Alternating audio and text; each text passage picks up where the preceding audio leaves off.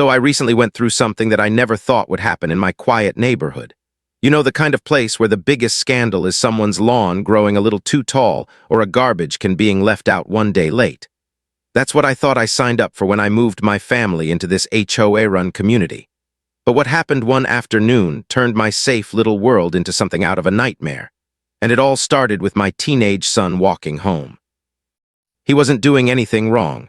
Just a backpack slung over his shoulder, earbuds in, humming along to some song I'll never remember. It was broad daylight, kids were riding bikes, sprinklers were spraying across perfect green lawns, nothing out of place. Until a man who didn't even belong there stepped into his path. This guy wore a cheap black vest with the word, security, taped across the back in peeling white letters. A fake badge clipped to his belt, mirrored sunglasses hiding eyes that were already burning with trouble. My son told me later he froze because the guy's hand hovered near his hip, like he wanted everyone to notice what was sitting there. A gun. Why did a man who wasn't even a cop stop a boy in our neighborhood like that? And why did nobody else on the street step in when they saw? Those are the questions that still haunt me. The man barked orders, demanded to know what my son was doing, where he lived, who he was meeting. My son stammered, tried to explain that he lived just a block away. But it didn't matter. To this wannabe cop, my boy was guilty of something, guilty of existing, guilty of daring to walk home without his permission. Then the man drew the gun, not raised, not pointed, but drawn, held low like a threat he could unleash at any second. Imagine being 16 years old, standing in your own neighborhood, looking at the cold steel of a weapon that could end everything in a blink. My son told me later that all he could think was, "Am I going to die in front of my own house?" The neighbors watched, curtains shifted, eyes peeked out, but no one opened their door, no one shouted for him to stop. And that silence, that frozen, suffocating silence, is something I'll never forgive. Because while my son stood there fighting tears, hands shaking in the air, the fake HOA cop smirked like he'd won something. Like this was power. Like fear was his weapon. But fear only works for so long. My son managed to pull out his phone, his fingers fumbling as he dialed me. I'll never forget his voice, quivering, broken, more terrified than I'd ever heard before. "Dad, he's got a gun on me." Time stopped. I dropped everything. The world tunneled, every sound blurred except those words. My child, my boy, was out there staring down the barrel of a man who thought he was the law. I don't remember driving. I don't remember how I got to the corner of the street. I just remember the sight. My son standing there with his hands still raised, and that imposter gripping the gun like it was the only thing making him a man. Neighbors were lined up on porches now, phones in their hands, recording, whispering, but still not moving. That's when I shouted, loud, raw, my voice cutting through the suburban stillness like a knife. "Drop it! Drop the damn gun!" The fake cop flinched, but he didn't lower it. He spun toward me, hand twitching, and for a split second, I saw his finger press against the trigger. And that's the moment, the razor edge, when fate decided which way this story was going to go. Because just as he turned toward me, red and blue lights flooded the street. The real cops had arrived. And the look on that fake cop's face was something I will never forget. Red and blue lights sliced through the calm of the neighborhood like fire across paper. Sirens wailed, echoing off the manicured lawns and neat rows of houses that suddenly didn't feel so safe anymore. The fake cop froze, caught in the flashing storm, his mouth tightening as if he still couldn't believe his show of power had just been interrupted. My son hadn't moved. His hands were still raised high, fingers trembling, his backpack dangling off one shoulder like it weighed 100 pounds. For a second, I thought maybe the nightmare would end right there, that the real officers would take control, and this man who dared to pull a gun on a child would finally face the consequences. But it didn't happen like that. The police cruiser screeched to a halt. 2 officers stepped out fast, weapons drawn, voices booming commands into the tense air. "Hands where we can see them, now." And here's the cruel twist. Those words weren't directed at the man with the fake badge. They were directed at my son. Imagine that. 16 years old, still shaking, still begging inside not to die, and suddenly, the ones who were supposed to save him were shouting at him like he was the criminal. I screamed, my voice cracking with desperation. "It's not him, it's that guy, he's the one with the gun." But confusion was already spreading. Neighbors gasped. Phones filmed every second. The fake cop lowered his weapon slightly, tucking it back against his hip as if trying to blend into the role he had stolen. His voice came out smooth, practiced, almost rehearsed. This kid was acting suspicious. I identified myself. He resisted. I had to make sure he wasn't a threat. A lie so polished it almost sounded believable. And the sick part?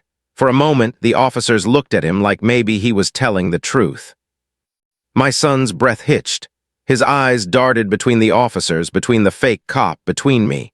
His whole body begged for someone, anyone, to believe him. I could see it in his face. If they don't listen, if they believe him instead of me, this ends badly. And that's when something snapped inside me. I stepped forward, my hands raised high so they knew I wasn't a threat, my voice booming with every ounce of rage and fear a parent can summon. "Check his ID. Right now, he doesn't live here, he's not security. He's nothing but a fraud waving a gun at kids." There was a pause, a heavy, breathless pause that felt like the entire street was holding still. One of the officers shifted his aim, his voice cautious but sharp. "Sir, identify yourself, badge ID now." And just like that, the performance cracked. The fake cop's face twitched, his lips curling like he wanted to spit out an excuse. His hand hovered over his pocket, slow, too slow, buying time, but time was no longer his friend. Because from the crowd of neighbors, a voice rang out. A shaky, trembling voice, but strong enough to tip the balance. "I saw the whole thing," a woman said, Mrs. Carter, 2 houses down, clutching her phone like a lifeline. "That boy did nothing wrong. That man pulled his gun first. I have it on video." Dozens of eyes turned. The fake cop's expression crumbled, and the truth, once spoken aloud, couldn't be shoved back into silence. The officers moved fast then. One lunged forward, grabbing the man's arm, twisting it behind his back. The gun clattered onto the pavement. Metal on asphalt, sharp and final. The other officer barked orders as they shoved him down, his face pressed to the ground. For the first time since the nightmare began, my son's arms fell. His hands dropped back to his sides, shaking, his breath breaking into sobs he couldn't stop anymore. I rushed to him, wrapped him in my arms so tight I thought I might crush him. Felt his heartbeat thundering against mine, proof he was still alive, proof that we hadn't lost everything in those terrifying minutes. But even in that embrace, even in that relief, something bitter gnawed at me. Because when I looked up, when I scanned the faces of the neighbors who had watched everything unfold, most of them didn't look at me. They didn't look at my son. They looked down at their phones, watching their recordings, whispering about how crazy it all was. And in that moment, I realized something painful. Safety in this neighborhood wasn't real. It was just a picture painted over cracks nobody wanted to admit existed. The imposter was dragged to his feet, his fake badge torn from his belt, his vest ripped open like a costume stripped away. He muttered curses, excuses, half-baked justifications, but nobody listened anymore. The sirens kept flashing. The scene kept burning into my memory. One of the officers approached me. His face carried that heavy look, the one that says he'd seen too many things like this before, but still couldn't shake the sting of this one. "Your son's safe now," he said softly. "We'll take it from here." Safe. The word felt hollow.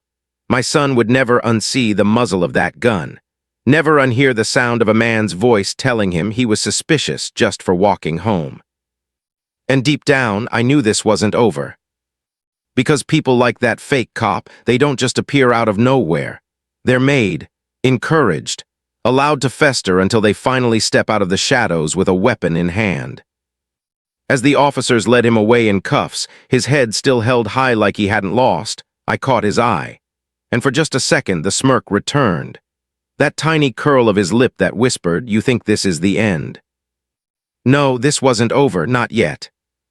Because what happened on that street wasn't just about one man pretending to be a cop.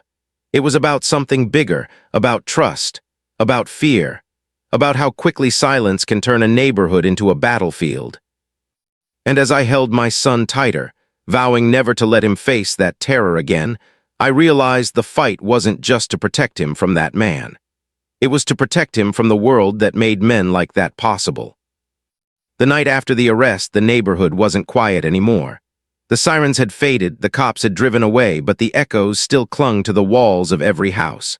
Curtains twitched, porch lights flicked on and off, and behind every closed door, whispers spread faster than wildfire.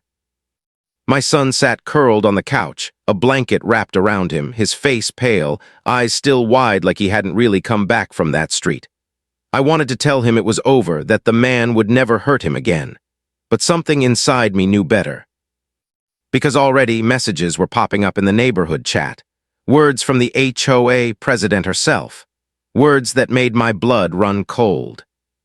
Let's not jump to conclusions. Remember, we don't know the whole story. We should wait before we tarnish anyone's reputation. Anyone's reputation.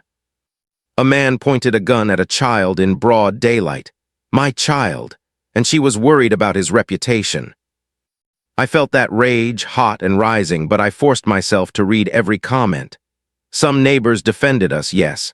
They spoke up about what they saw, but too many started twisting the story. Well, the boy might have looked suspicious. Maybe he was trespassing. I heard the guy was hired as extra security. Lies, excuses, 1,000 little daggers stabbing into the truth. And then came the message that turned my stomach upside down. This community needs order. Sometimes that requires tough actions. Tough actions. Pointing a loaded weapon at a teenager walking home was now tough action. It was clear. The HOA wasn't just going to brush this under the rug. They were preparing to protect him. The next day it became official. A special HOA meeting was called. Mandatory attendance, they said, to discuss community safety. I knew what it really was, damage control. Walking into that meeting felt like stepping into enemy territory. The room was buzzing, packed with neighbors sitting on folding chairs, murmuring among themselves. At the front sat the HOA board, polished smiles, crisp suits, the kind of fake confidence people wear when they're already hiding something. And in the center of it all sat Karen. Not her real name, but that's what everyone whispered behind her back. The president of the HOA. The woman who ran this neighborhood like a personal kingdom. She tapped her papers, adjusted her glasses, and spoke with a tone dripping in condescension. Thank you everyone for coming.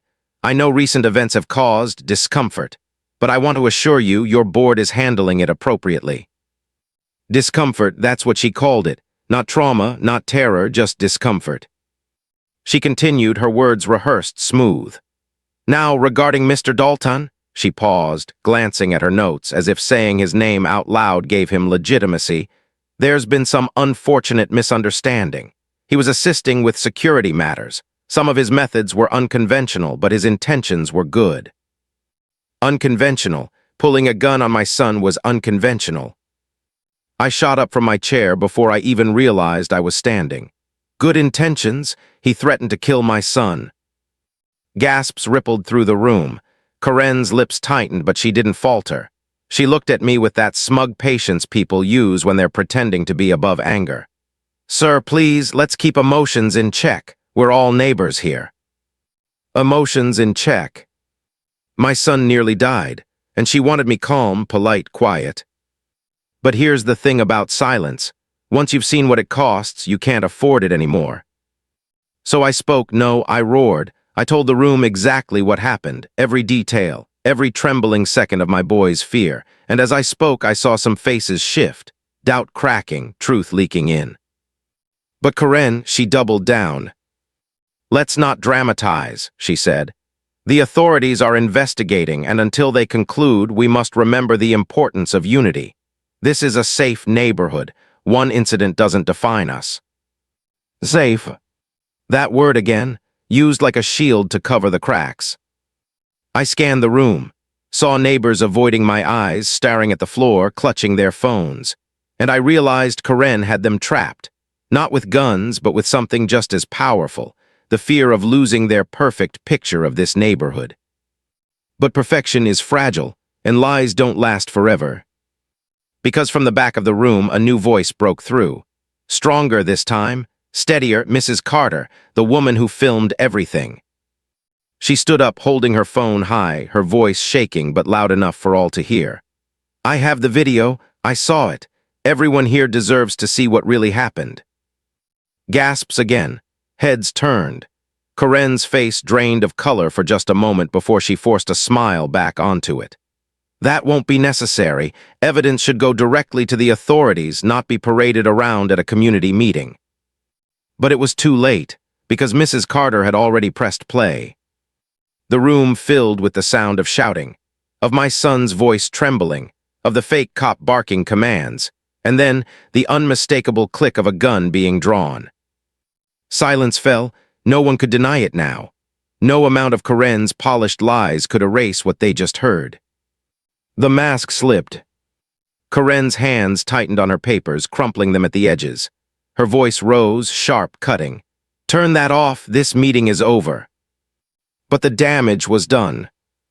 Neighbors looked at me differently now, looked at my son with something closer to sympathy than suspicion, and looked at Karen with doubt. The tide was turning. But tides are dangerous, because when they shift, they drag everything in their path. And as I walked my son out of that room, I felt the weight of Karen's eyes on me. Cold, calculating. The kind of look that promised this wasn't the end. No, this was just the beginning. The night after the meeting, I thought maybe, just maybe, the truth had won. People had seen the video. They'd heard the gun cock, seen the fear in my son's voice. For a moment, it felt like the tide had finally shifted in our favor. But hope is fragile in a place like this, and people like Karen know how to crush it before it takes root. By morning, the HOA chat group was on fire again, but now the story was different. Karen had gotten to them. Her words were sharp, woven with poison, crafted to sound reasonable but dripping with malice. Remember, she wrote, videos can be edited. We must not allow hysteria to divide us. False accusations hurt everyone. False accusations against a man who was caught with a gun in his hand, against my son who nearly lost his life. And the worst part? Some neighbors believed her, or maybe they just wanted to, because believing her was easier than admitting the truth that their so-called safe neighborhood wasn't safe at all. The isolation started immediately. People I'd known for years stopped waving when I passed. Kids my son once played basketball with suddenly crossed the street to avoid him. Invitations stopped coming. Smiles disappeared. It's one thing to face an enemy head-on, but it's another to watch your community, your supposed friends, quietly turn their backs. And Karen, she thrived on it. 2 days later, we received an official notice in the mail. HOA letterhead, crisp paper, words that cut deep. Notice of violation. Your son was observed loitering and disturbing the peace. Further instances will result in fines and additional action. Loitering, disturbing the peace. My son, who hadn't stepped foot outside since the gun incident, too scared to even check the mailbox alone. It was all fabricated, a paper trail. Karen's attempt to rewrite the story until it became the only version people remembered. I stormed into the HOA office the next morning, letter clutched in my fist. Karen sat behind the desk, serene as ever, a porcelain smile plastered across her face. Ah, she said, her tone smooth, sweet. I was expecting you. I slapped the notice down in front of her. You know this is a lie. Her eyes flickered just for a second. Then she leaned back in her chair, folding her hands neatly. Perception is reality in this community. If people perceive your son as a disturbance, then that's what he is. Rules are rules. Perception. That was her weapon, not truth, not facts. Just perception twisted until it strangled reality. I wanted to scream, to shatter that smug calm she wore like armor, but she thrived on outbursts. She wanted me to explode so she could call me unstable, aggressive, another violation. So I did the hardest thing I've ever done. I stayed calm, my voice steady, low, measured. You're not going to get away with this. Karen's smile widened, but her eyes sharpened like knives. We'll see. The battle lines were drawn. But battles aren't fought only in offices or meetings. Sometimes they're fought in the quiet moments, at night, when the world feels heavy and silence presses down on your chest. That's when my son came into my room. His voice was small, almost broken. "Dad, am I really a problem? Is it my fault?" I froze. Because how do you explain to your child that the world can paint villains out of innocence?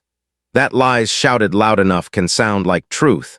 That sometimes being targeted has nothing to do with who you are, and everything to do with who dares to hate you. I pulled him close, told him no. Told him he was good, that he had done nothing wrong, that none of this was his fault. My voice shook, but I meant every word. And yet, as I held him, I knew words weren't enough. Because Karen wasn't stopping. The next HOA meeting was worse than the first. She came armed with charts, statistics, carefully chosen phrases like community integrity and standards of safety. She spoke like a politician, her voice rising and falling in practiced rhythm, convincing people that my son was some kind of threat to the peace. And the terrifying part, people nodded along. Until Mrs. Carter stood again. Her voice trembled, but her conviction was steel. "We all saw the video, we all know what happened. Stop pretending. Stop protecting a man who pulled a gun on a child." Karen's mask slipped just for a moment. Her smile tightened, her tone sharpened. "Mrs. Carter, you are out of order." But Mrs. Carter didn't sit down. She lifted her phone, waving it like a torch. "I've already shared it outside this neighborhood. The police, the news, the internet. People will know the truth whether you like it or not." The room erupted, gasps, whispers, shouts. Karen's face flushed red, but she forced her composure back in place. She dismissed the meeting abruptly, gathering her papers, her voice clipped. But I saw it in her eyes as she left, fury. Because people like Karen don't fear lies being exposed. They fear losing control. That night, as I stood at my window, I noticed something strange. A black SUV idling near the corner, headlights off, engine low, watching, waiting. And in that moment, I knew the fight had shifted. It wasn't just about HOA rules anymore. This was war. The SUV didn't move that night. It just sat there, black and hulking at the edge of the cul-de-sac, its windows dark as if eyes were staring straight through us. My son noticed it too. He asked me if it was the same man, if he was back. His voice shook with the kind of fear a father never wants to hear. I told him no, told him it was nothing, but the truth, I didn't know. The engine hummed for hours, and when I finally tried to sleep, I couldn't. Every creak of the house, every rustle of leaves outside sounded like a threat. By morning, the SUV was gone, but in its place, stapled to our front door, was another notice. Reminder: residents are required to keep their property in compliance with community standards. Yard appears unkempt. Please correct immediately. The lawn was trimmed 2 days ago. The grass was green, perfect. This wasn't about grass, this was a message. Karen had shifted gears. If she couldn't silence me in meetings, she'd bury me in paper, violations, fines, intimidation. A war not with fists or guns, but with words, whispers, and fear. But fear only works until someone refuses to feel it. So that night I waited. I sat on my porch, arms crossed, eyes locked on the street. And sure enough, just past midnight, the SUV rolled in again. Slow, deliberate, headlights off. This time I didn't hide. I stood tall, arms wide, daring them to come closer. For a long moment the SUV lingered. Then, with a low growl of the engine, it pulled away. But the message was clear. We were being watched. The next day, I found out I wasn't the only one. Mrs. Carter called me. Her voice was tense, urgent. "They came after me too. My trash can was tagged as a violation. They know I showed the video. They're retaliating." Her words made my stomach twist, because now it wasn't just about me or my son. Karen was turning the entire HOA into a weapon, punishing anyone who dared step out of line. And yet cracks were forming, because whispers began shifting. Neighbors started coming to me quietly, away from cameras, away from the HOA meetings. They told me they'd seen the SUV too, that they didn't trust Karen anymore, that maybe, just maybe, things had gone too far. But whispers weren't enough. The next HOA meeting was chaos before it even started. People packed the room not to listen but to demand answers. Voices clashed. Accusations flew. And at the center of it all, Karen tried to hold her kingdom together. She pounded her gavel, shouting over the noise. Order, order, this community will not be torn apart by lies. But lies don't hold forever. One neighbor stood up, a man I barely knew, quiet, the kind who usually kept his head down. His voice cracked but carried. We all saw the SUV, we all know what's happening. This isn't safety. This is intimidation. Others joined in, one after another. The tide had shifted again. Karen's mask began to slip. Her voice grew sharper, her tone desperate.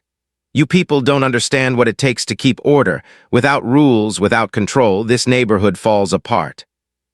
Control, that was the word. She hadn't slipped up, she'd confessed. Because this was never about safety, never about community. It was about her control. And then came the breaking point. From the back of the room, another voice spoke. Calm, steady, but loaded with weight. One of the officers who had been there the night of the arrest had shown up, standing tall in his uniform. He looked Karen dead in the eye. We ran the background check. That man had no security license, no authority, and no business carrying a weapon here.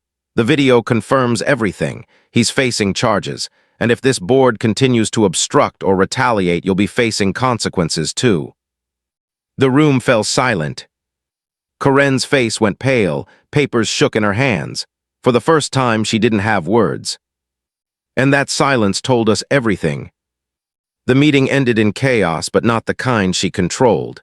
People walked out whispering, not about me, not about my son, but about her, about the SUV, about the retaliation. The kingdom was cracking. But cracks don't mean safety. Cracks mean collapse, and when things collapse, they fall hard. That night, the SUV didn't show. For the first time in a week, the corner was empty.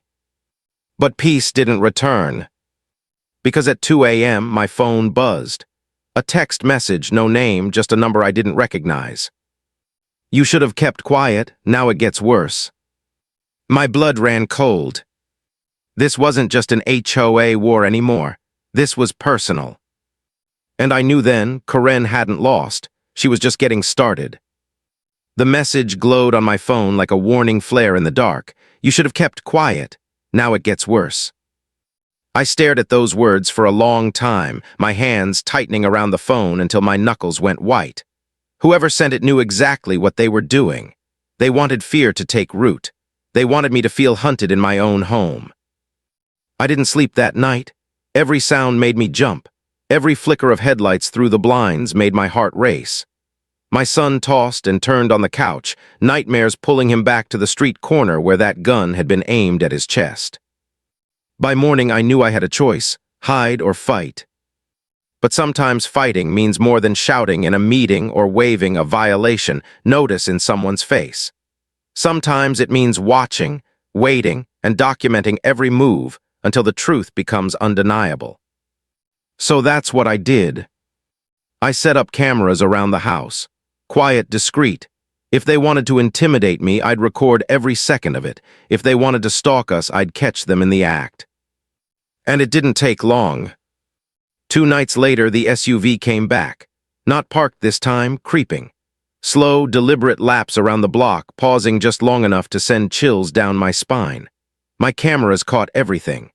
The headlights sweeping across driveways, the shadow of someone inside, the unmistakable outline of a fake badge glinting against the dashboard. When I showed the footage to the police, they nodded, concerned but cautious. We're aware of the intimidation, one officer said.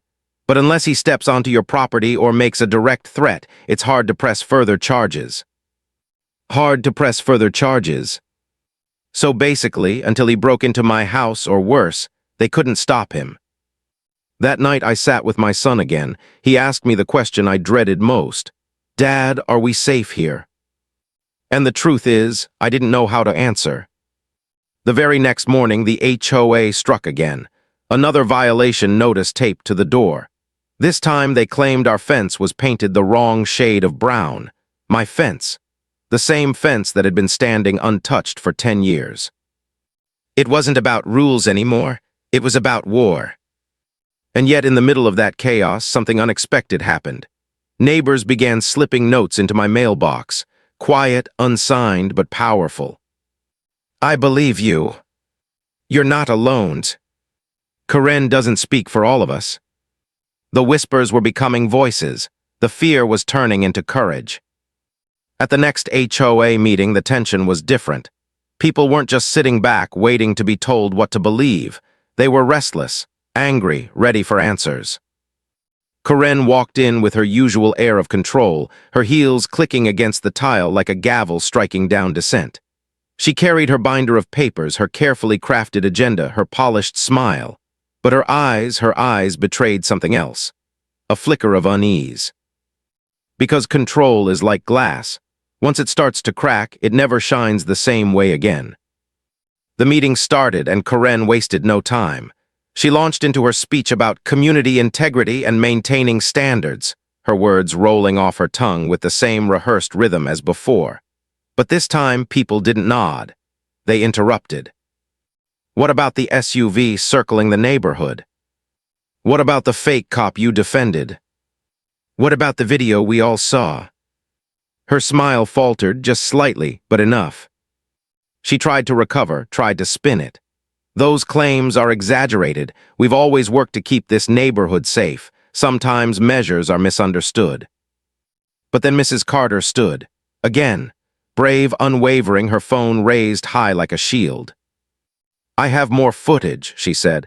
Not just of that man pulling a gun, of the SUV, of the intimidation. We're done being silent. The room exploded. Voices rose. Neighbors turned on each other, on Karen, demanding explanations she couldn't provide. For the first time, Karen lost control of the meeting. Her gavel slammed against the table, her voice rising above the crowd, shrill and desperate. This is all lies. You people don't understand what's at stake here. And then she said something she never meant to. Something that slipped past her lips like poison, finally spilling from the bottle. If he had just stayed quiet, none of this would have happened. The room froze. All eyes turned to me, to my son, to Karen. Because in that moment she admitted it. This wasn't about safety. This wasn't about rules. This was about silencing us. Her words hung heavy in the air, undeniable, damning. Neighbors began murmuring, recording, snapping pictures of her red face and clenched fists. She realized too late that she'd revealed the truth. And for the first time, she looked scared. But fear doesn't make people like Karen stop. Fear makes them dangerous. That night, as I checked the cameras again, I saw something that made my heart sink. Not the SUV this time, not the fake cop. Spray paint, fresh across my fence in jagged, dripping letters. Liars.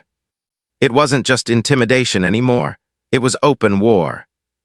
And deep down, I knew the fight was heading for a place none of us were ready for.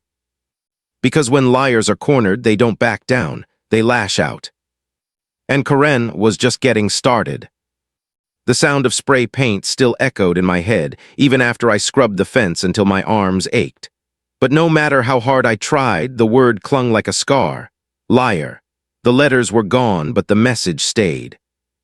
I wanted to believe it was just another attempt to intimidate us, another desperate act of control slipping away. But deep down, I knew better. This was escalation, the kind that doesn't just stop with graffiti. So I doubled the cameras, changed the locks, and kept every scrap of evidence in a folder thick enough to break a table if I dropped it. But the next morning, it wasn't me who discovered the escalation. It was Karen. Because someone braver than me, had slipped a flyer under every single door in the neighborhood. It wasn't flashy, it wasn't loud, just a single page, plain black ink. Do you feel safe here? Do you believe the HOA cares about you, or about control? Watch the video for yourself. At the bottom, a link. By noon, everyone had seen it, the fake cop pulling his gun. My son's terrified face, Karen defending him like nothing happened. The neighborhood was on fire. Phones rang nonstop. People stormed out of their houses, huddled in driveways, waving the flyers in their hands. Some were furious. Some were horrified, but not one of them stayed silent. Karen tried to fight it. She went door to door, binder in hand, rehearsed speeches on her lips. But for the first time, no one listened. One neighbor shut the door in her face. Another told her flat out, "You don't run this street anymore." Her power was slipping through her fingers, and she knew it. But like any cornered animal, she chose to strike harder. The next HOA meeting wasn't just tense, it was chaos. Karen walked in late, her usual sharp heels replaced by flats, her binder clutched tight like a lifeline. She didn't sit. She stood at the front, her voice shaking but loud. "This neighborhood is under attack," she declared. "These lies are tearing us apart, and the people spreading them," she pointed directly at me, "are dangerous." The room erupted. Some shouted for me, others shouted for her. The divide cut straight through the community like a fault line ready to break. But then something happened. For the first time, I didn't have to stand alone. Mr. Ramos, the quiet veteran who never spoke in meetings, stood up. His voice was gravel, steady, unshakable. "Karen, I've lived here 20 years. I've served my country. I know what intimidation looks like. And what I saw on that video wasn't safety. It was fear. A child's fear. Don't you dare call it lies." Applause broke out, not from everyone, but enough. Enough to shake Karen's mask. Her face flushed, her hands trembled against her binder. And then the cracks widened further. Because Mrs. Carter stood again, always Mrs. Carter, unafraid. She raised her phone high, playing another clip for the room, not the gun, not the SUV. "Karen." Her voice on a voicemail, clear, sharp, unmistakable. "If he keeps pushing this, we'll make sure his family regrets it." Gasps filled the room. Karen lunged forward, shouting, "That's fake, edited. Do you people not understand how dangerous he is?" But the damage was done. The words were out, and everyone knew exactly whose voice they were. The meeting collapsed into shouting, demands for her resignation, threats to call for an emergency board election. Karen slammed her binder shut and stormed out, her heels clicking fast against the tile. And for the first time I thought maybe we'd won. But the victory was short-lived. That night the SUV didn't just circle, it parked right across from my house. The man sat inside, his badge still clipped to his belt, his hand resting on something in the passenger seat. Waiting, watching. My son froze at the window, his small body pressed tight against me. "Dad, is he coming back?" I didn't answer because I didn't know. I called the police again. They promised patrols, promised protection. But promises don't keep you safe when fear is sitting 20 feet away with tinted windows. Hours passed before he finally drove off. And in that silence, I understood something painful. This wasn't just about me anymore. This was about every neighbor who dared to question Karen. The flyers, the footage, the whispers growing louder. We were all targets now. The next morning, I found another note in my mailbox, not typed this time. Handwritten, shaky, desperate. "Stay strong, we're with you, don't let her win." And tucked inside, a phone number.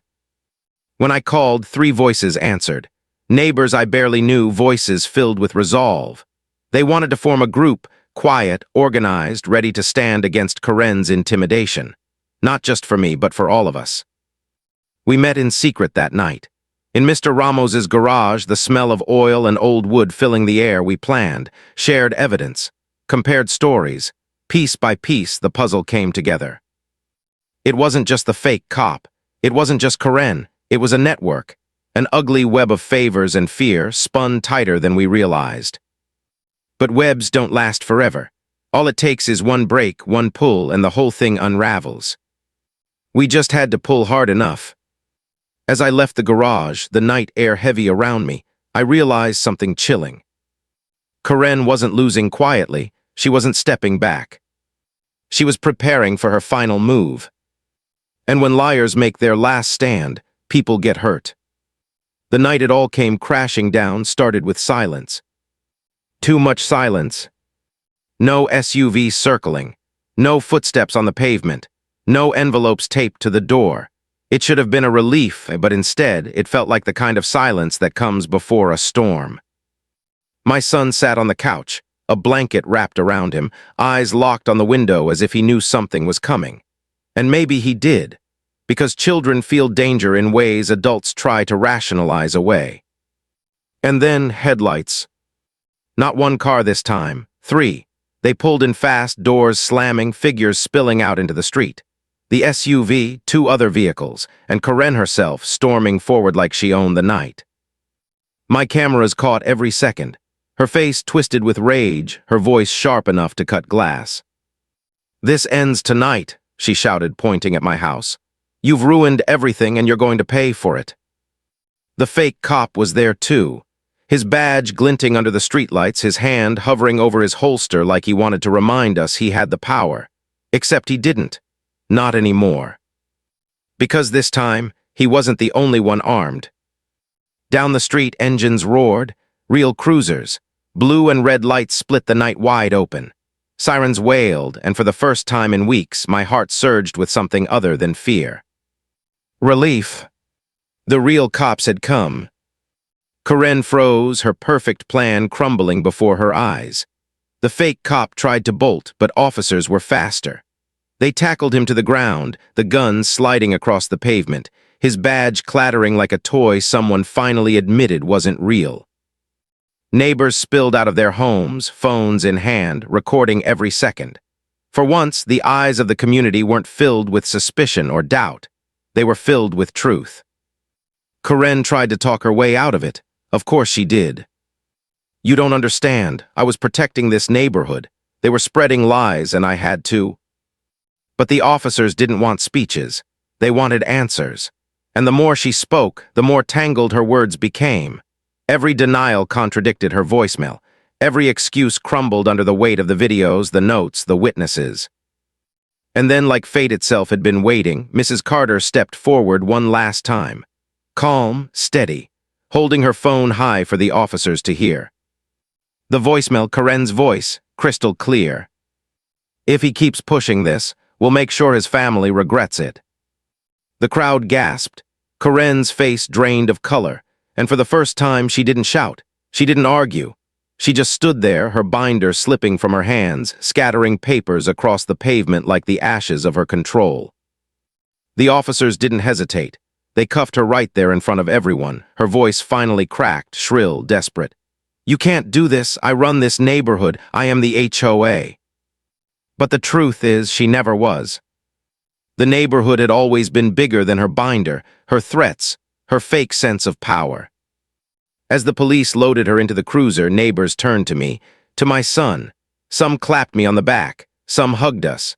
And for the first time in a long time, we weren't just the targets of Karen's rage. We were part of something stronger. Community. The fake cop faced charges for impersonation, intimidation, and worse. Karen faced her own charges, threats, harassment, conspiracy.